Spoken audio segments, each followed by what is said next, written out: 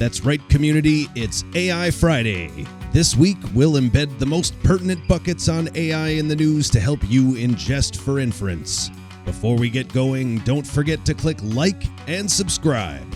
And now, unprompted, AI Friday.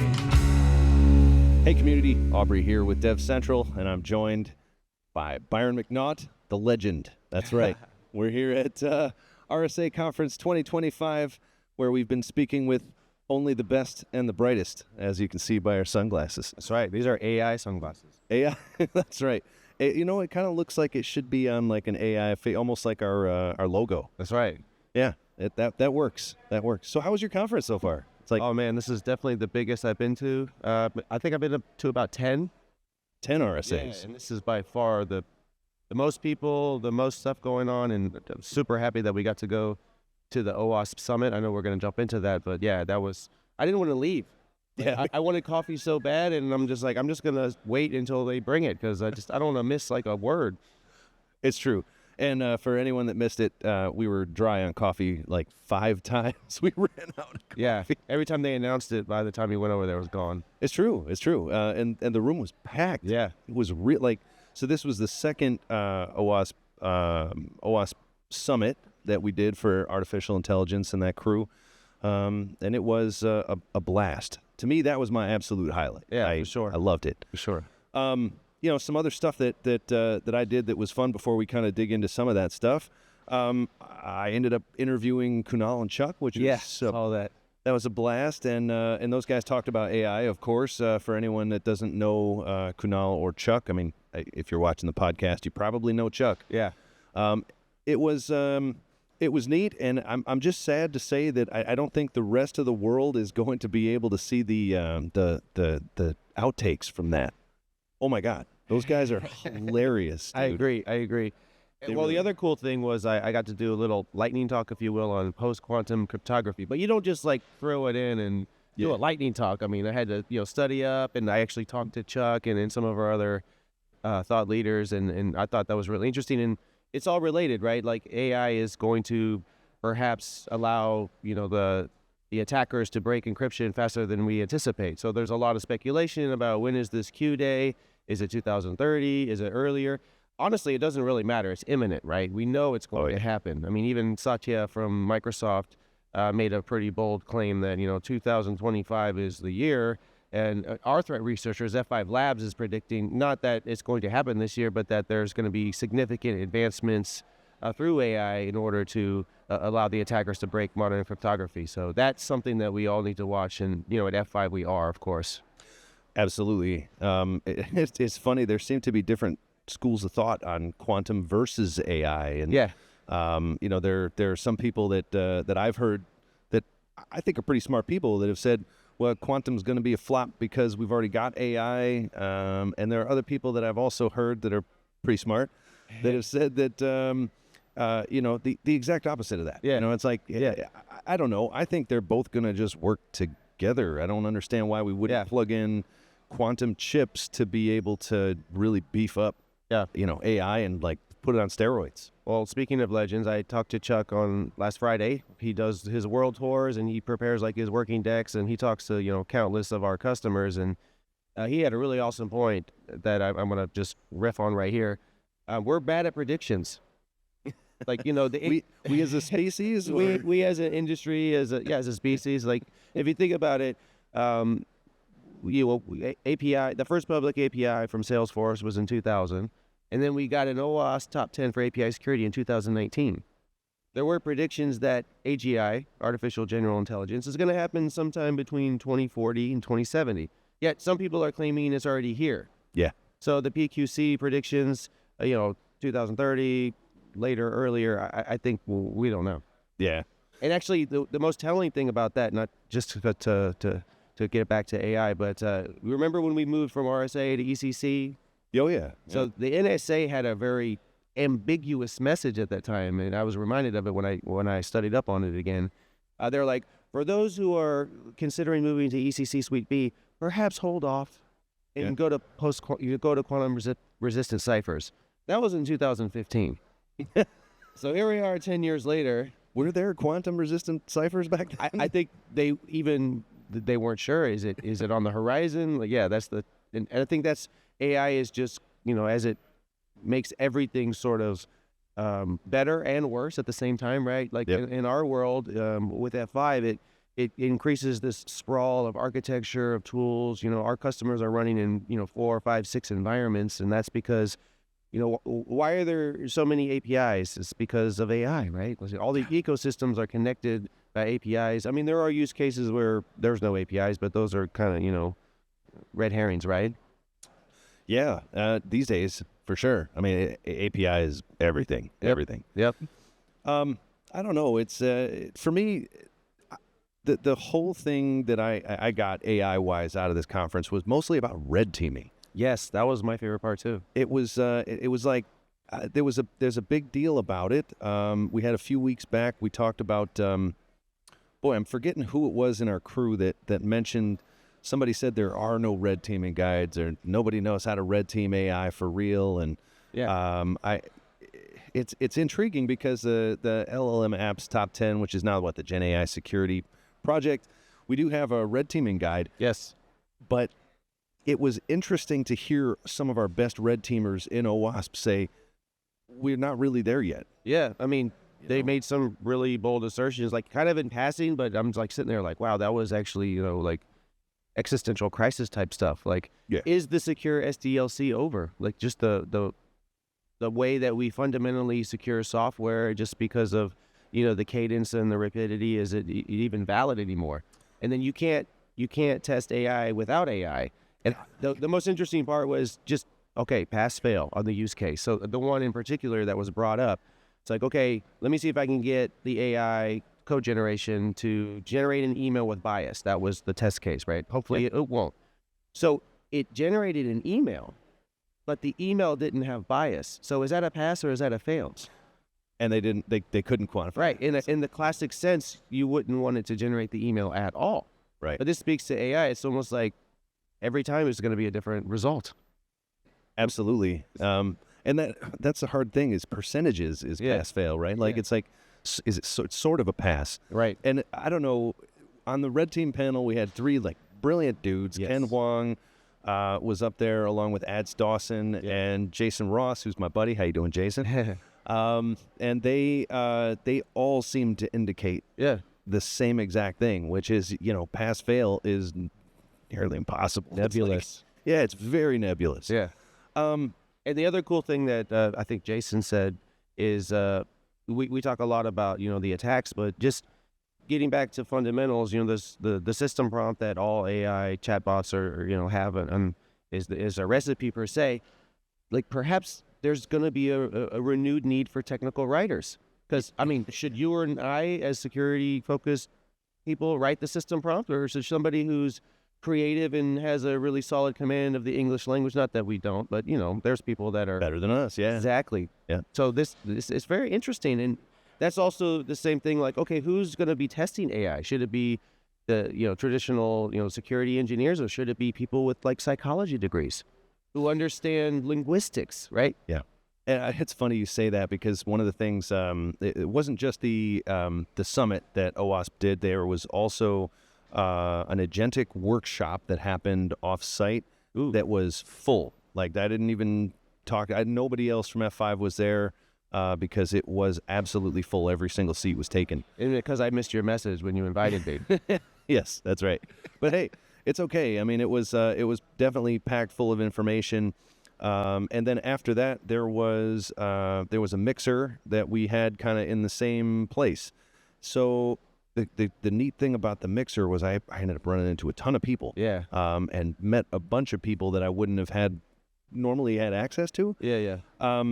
I one person in particular, this woman Susanna, who I actually agreed to come on the podcast at some time. Ooh, nice. She is a threat researcher with the OWASP AI Exchange. Okay. And this is going to be kind of like a teaser, because I'm on a cliffhanger myself. Like when I was talking to her, I was on my way out the door and got introduced to her by Rock Lambros. I don't know if anyone knows Rock. He's a pretty well-known guy in AI. That's his real name? Yeah. That's Rock. super cool. Yeah. And he actually agreed to do some podcasting as well, which is nice. So how does OWASP party? But well, I think it was kind of there was a broad spectrum of party types, I guess. Full bar?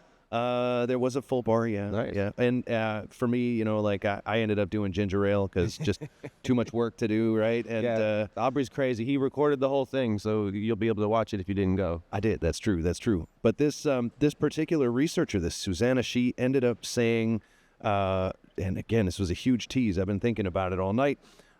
She said that she found some really, I guess, bad assumptions that we've got on red teaming AI. Yeah.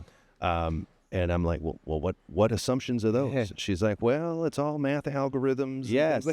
Your buddy was talking about that. Is there going to be a mathematical formula where we can perfect this? I thought that was an interesting sort of thought, right? Oh, and he was comparing it to body language. Is there an equivalent for body language with artificial intelligence? Yeah. Right? Like, and he thought for sure that we'd be able to find something, whether that's how much I don't know, a system process changes in terms of RAM utilization or whatever. I mean, like, how can we identify when they're lying? Exactly. Or faking or whatever, Yep.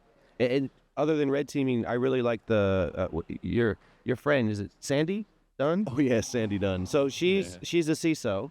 Yep. But she's put together this really broad but also very prescriptive guidance on how do we put this in practice.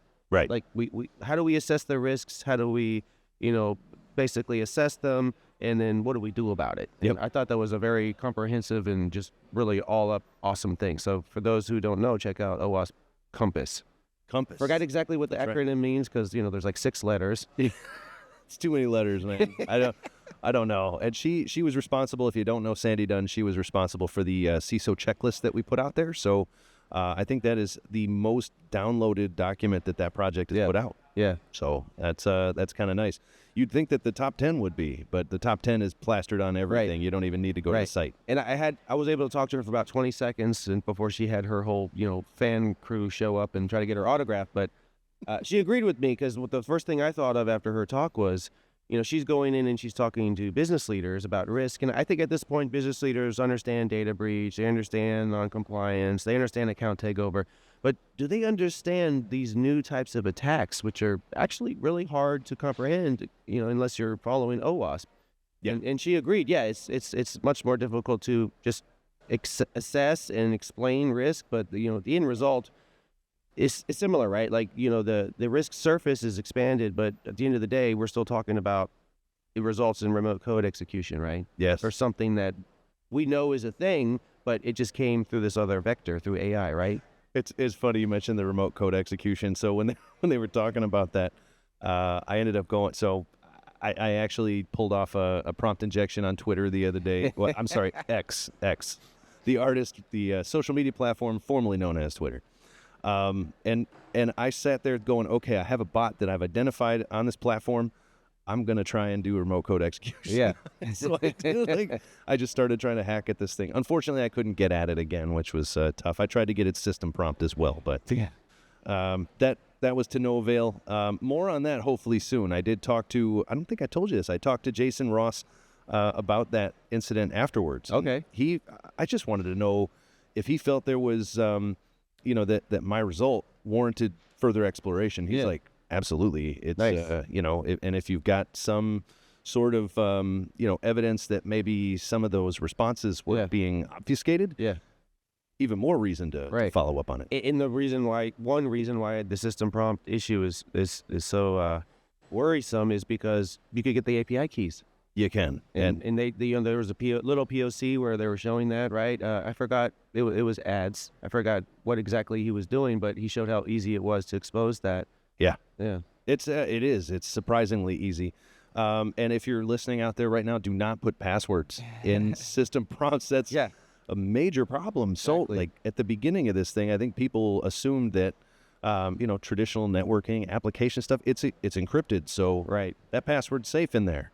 Well, there's not really a way to encrypt it. Exactly. If the bot's giving out system prompts. So definitely don't do that. That's a best practice. Yep. And that was one of those things that they said should be accounted for no matter who you are. If you're putting up an AI app, definitely do not put anything sensitive in those prompts. Yeah. But just in general, conference, I think last year and perhaps less so the year before, there was a huge, probably over-rotation on AI.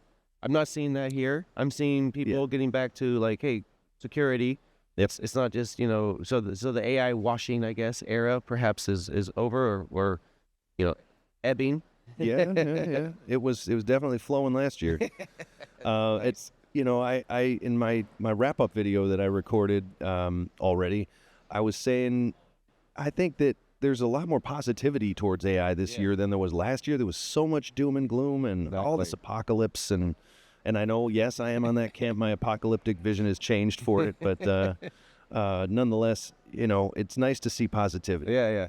So the inside joke there is Aubrey and I have done several webinars and just polls. I don't know if you did it even here where they're like, what's your take on AI? Is it hype, frenzy, revolution, or apocalypse? And he's always been in the apocalypse camp, but I heard somebody else refer to it as apocalypse. So yes, it's true. You got a movement going on. I really got to dig up that video because I have all this video data from what was it? It was from Sector. Yeah, I just wanted to get an idea of what people thought about that. It was really all across the board. Exactly, it was. But that said, I kind of feel like the hype cycle, which is the first one, right, is I think kind of dying out. Yeah, you're right. I went to the Gartner conference in February, and they have the entire taxonomy. So yeah, it's in the trough of disillusionment. It's good to be beyond that, I think. It really is. Well, we're about to be I would say distracted. PQC might hijack everything, right? All it's going to take is one research paper or some nation-state claim, and then we're going to just be chasing that now. Well, I mean, the fact that it broke 8-bit RSA, no problem, is, it's not a big deal because it's 8-bit. Yeah. But way to go. Right. Yes, we have a long way to go between 8-bit and any sort of elliptic curve cryptography. Exactly. So, but we'll get there, I think, faster than we might realize. Yeah, that's a scary thing. For sure. I had an interesting conversation or two in our booth. Actually, one guy, James Davis from Chasm, who I ended up interviewing. I don't know if you saw that guy, like best dressed dude. Oh yeah. I was looking for him because I figured I could identify him right away. Oh man, the shoes were like, best man. Yeah, that's right. The shoes were like, if he was out in the sunshine today, like it would blind you. Absolutely, like they were covered in stones. But he was just riffing on distributed cloud. Okay. And saying, he's in the same camp I am in terms of how it provides defense for artificial intelligence applications, not because it's some sort of cloud to cloud technology, but because it's software defined networking. Yeah. It encases things. Yeah, actually I feel like, I could be wrong. You tell me what you think. I don't think when NVIDIA created GPUs, they were thinking about AI. It just so happened that Call of Duty. They were in the sweet spot, right? They were in the sweet spot of when this sort of revolution happened. Yeah. And just a plug with F5, it's similar, right? Yeah. We've long supported multiple architectures. We don't require our customers to, redesign, refactor. It's just like, what are you trying to do? We want to be your trusted advisor, but ultimately we have a variety of ways that we can help you. And with AI, that's never been more important. Like with DeepSeek, it's like, you can run it on-prem, and you don't have to have, truckloads of GPUs and do all this extensive training and whatnot. You can just use, these newer models. Of course, there's all kinds of security implications, but it's not the case that it's all going to be SaaS or it's all going to be cloud. It's going to be hybrid and multi-cloud. Yep. Absolutely. I agree with you 100%. And, it's funny you mentioned DeepSeek. One of the things that was touted was there's a company out there called Dreadnought. And Ads works for Dreadnought. Yeah. They make an open source utility. It's a sandbox called Diana with a Y, Dyana. And that was one of the things that I saw out of Diana was Ads actually downloaded DeepSeek, all 50 models. Wow. And put them in the sandbox and just started launching prompts at it to see what it would do. Like, hey, where are you actually trying to go? What system files are you trying to access, if any? And asked it about Tiananmen Square. It'll answer questions about Tiananmen Square, no problem if it's on-prem. That's an intriguing thing. Chuck did some analysis right away on that, and it's true. It's if you use the distillate in Olama, it will not. Because it's a distillate. It's going to go back out to China, and China will not allow it to say anything about Tiananmen Square at all. But if you run it on-prem, it definitely will. The intriguing thing, though, and where I was going with that is it's safe. It's actually not trying to do anything nefarious, and if it's sandboxed, you're going to know. There's just no way to not know that. So if you're red teaming and you're curious, like if you're downloading models off Hugging Face, there's what, 1.5 million? Is that what they said yesterday? 1.5 million models on Hugging Face. That's incredible. Yeah. So if you're downloading models off Hugging Face and not sandboxing them, please do sandbox them, because Ads also was able to show me another model that actually did nefarious stuff, and he downloaded it. You're talking about Grok? No, as much as I want to. I'm not going to bash on Grok for that one. But it was just another model. I don't remember what it was based off of, but someone had, altered it, trained it up on some stuff, and told it to do some pretty nefarious crap with password files. Oh. Yeah, so he was able to, I think, he was able to show me that it was trying to cat Etsy Password and Etsy Shadow. And if you have both of those, you can learn some interesting things. You might not necessarily have keys to the kingdom, right, but it might lead you to those keys. Exactly. So yeah, sandboxing, that's another thing I pulled away from the conference. That's something we all have to do if we're using any of those 1.5 million models. Agreed. Yep. Well, man, I don't know. Anything else you saw here that was like mind-blowing? That's what we usually talk about week to week. In general, I felt like all the vendors are up in their game. I think we're back to like full-blown RSA. No more like, half foot in the water kind of thing. They've jumped all in. Like there's some pretty impressive setups and really interesting concepts, right? We're right by the Wiz booth, for example. They always have a cool setup, literally with people in costumes walking around. So yeah, if you want to go to a just entertaining show, not just something you're going to learn from, RSA is where it's at. Yeah, I think so too. There's a bunch of stuff, and I saw they had my eye kept getting pulled to, it's like a Cards Against Humanity ripoff that's like CISOs Against Calamity or something like that. I want to go buy that, to be honest, before I leave. I think I might have to take that home with me. Did anybody? Oh, there was a. Was it? Am I saying this right? Veronis? I think so. They were doing a game. Can you tell the AI speech, the AI generated speech? And I was like, I'm a true crime aficionado. Maybe I can. But now I don't know. It's it's getting so advanced. I actually met somebody who was a voice actor, and I was like, what does that mean? He's like, I get paid by the word to train AI. And I was like, whoa. Oh, God. I know you're worried about that, because I am. Aubrey's all over the internet because of his job. It's true. It's true. And actually, we have to take precaution to prevent even, our employer from. That's like a new standard now with deepfakes being as prominent as they are. Yeah. If you're out there getting a voice kind of job or an on-camera kind of job, you really have to take precautions about that. F5 was great about it. They're like, nice. Yes, no problem. We definitely pledge to never use your likeness if we, part ways with you. And we joked about it, but I'm curious if you actually did it. So Aubrey actually is a pretty much a power user with AI. So when you do your social clips, you'll experiment and get it to craft some messaging and whatnot. Have you ever asked it to do it in Aubrey's tone or something like that? I've never done that. I don't. It's kind of weird, right? I worry about that. I don't want to train it. I really don't. Because someone else will do the same thing. I don't know. That's what I was thinking. It's like.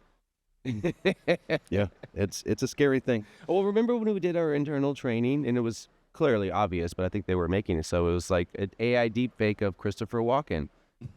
And if you're not paying attention, you might think it really is Christopher Walken. But all of a sudden, it's like, wait, can anybody actually turn their head and it detaches from their neck, Did I ever show you I did a deepfake. Did you? I did. I deepfaked myself as Ryan Reynolds. Oh, nice. And, the neat thing about that is, like, I just wanted to know how long it would take, to be honest. I figured, all right, this is going to take me probably like, 3-4 hours. Is just kind of what I estimated for the deepfake. Yeah. Including the research, by the way. Like, I had never done it, didn't know how to do it, didn't have any utilities.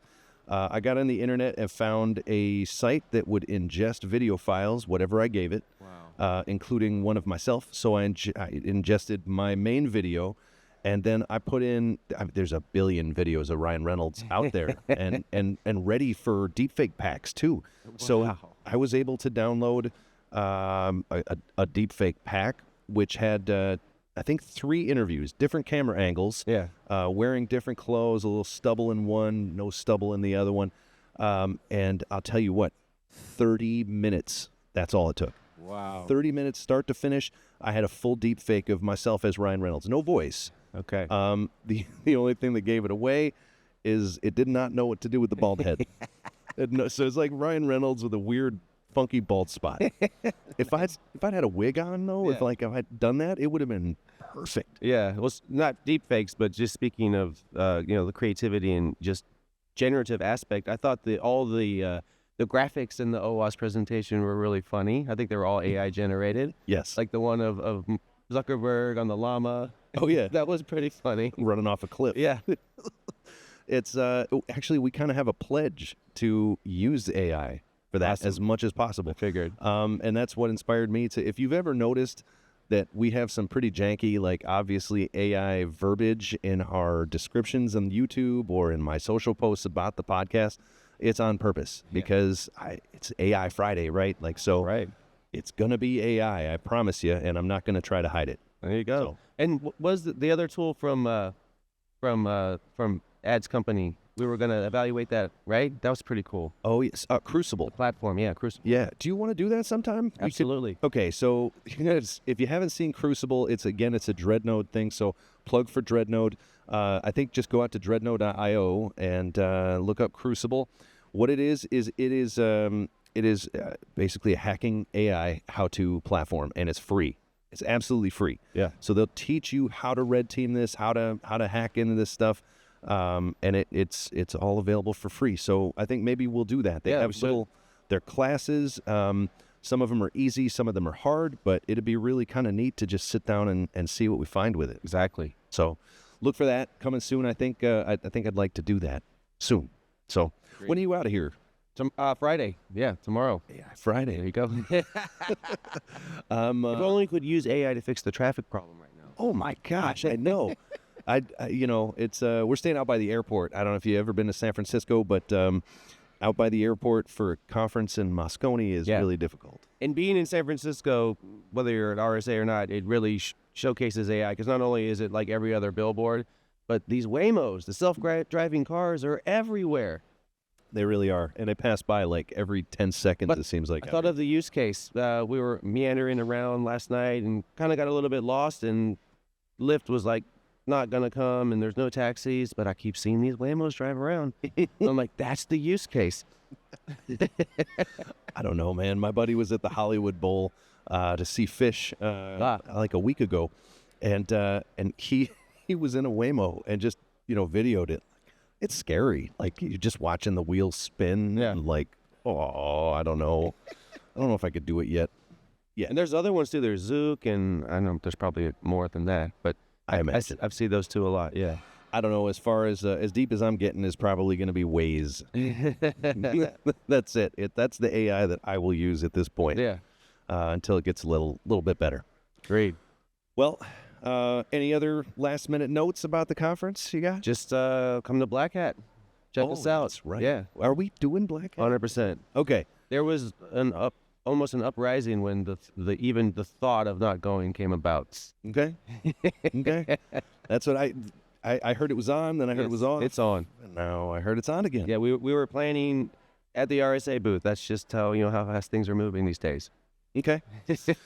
Well, then come check us out at Black Hat for sure. And I'm sure there's going to be some really interesting things at DEF CON, as there always is. Yeah, I just can't stay for the weekend. Yeah. It's tough when you got, kids and all that stuff. It's funny when you tell somebody about DEF CON for the first time. They're like, wait, is cash at the door? It's like, yeah, that's where the hackers go.